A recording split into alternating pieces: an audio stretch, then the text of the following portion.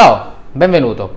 Oggi vorrei parlarti di un articolo che ho scritto poco tempo fa, legato alla Guardia di Finanza, che finalmente si è decisa a fare degli accertamenti su quelle che sono delle aste a ribasso.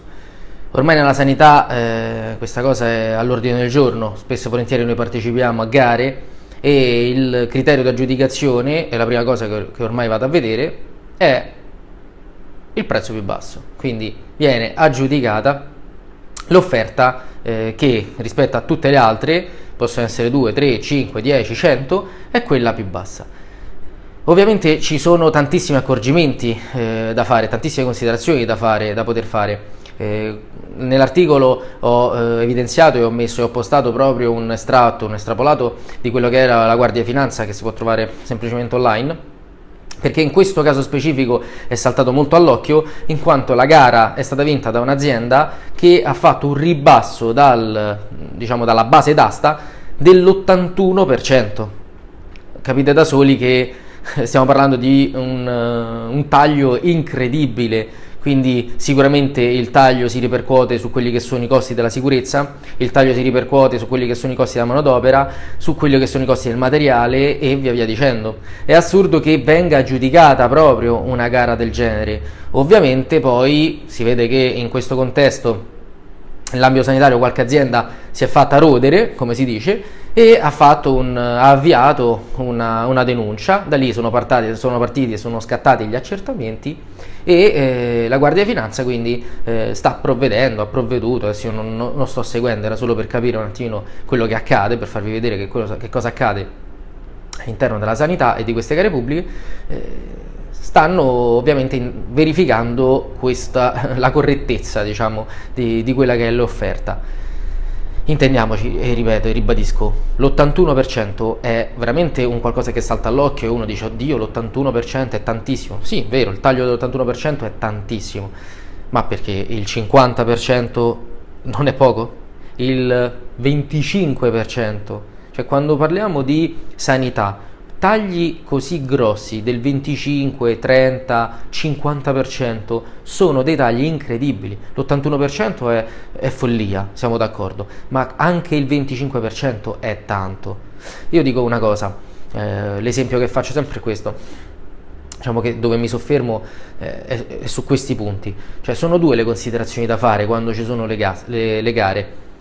Con questi tagli incredibili che vengono accettati poi dall'ufficio tecnico, ora per semplificare, o è stata fatta una base d'asta sbagliata, quindi è stato indicato un importo e quindi è stata fatta una valutazione completamente sbagliata a monte da quello che è l'ufficio tecnico o chi per loro, e quindi è stato dato magari un importo di, facciamo un'ipotesi, 1 milione d'euro per fare le manutenzioni sulle cappe da laboratorio, cappe chimiche, cappe biologiche, quello che è, oppure qualcuno è compiacente. Cioè, sono queste due le cose, perché se andiamo a valutare, se poi la gara da 1 milione di euro viene aggiudicata a 4, 500, 600 mila, quindi tagli incredibili, cioè stiamo parlando di cifre incredibili, non stiamo parlando di 500 mila euro, stiamo parlando magari di 3, 400 mila euro su una manutenzione di strumentazione così delicata come sono i dispositivi di protezione collettiva.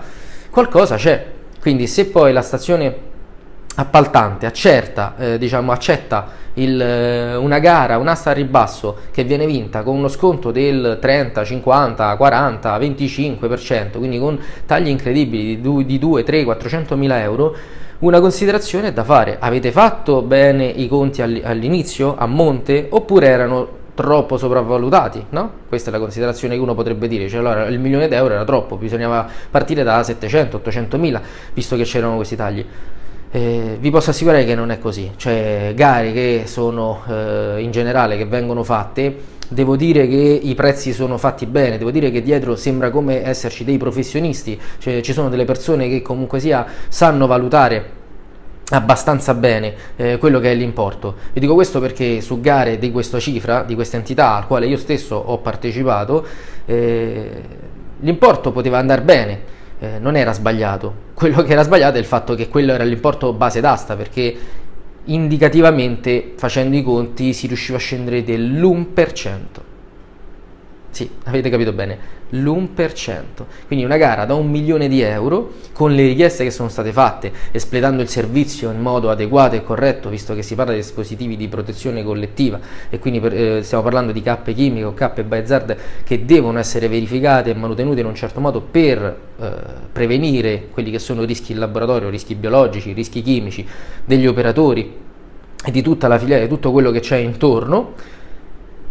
Un ribasso dell'1% era il massimo che noi riuscivamo a fare per poter garantire un servizio di così vasto, così grande, perché ovviamente stiamo parlando di parchi macchine molto grandi, stiamo parlando di università enormi, di ospedali e comunque di ASL o di quelli che possono essere più strutture all'interno di una certa regione, insomma, quindi stiamo parlando di grandi appalti. Quindi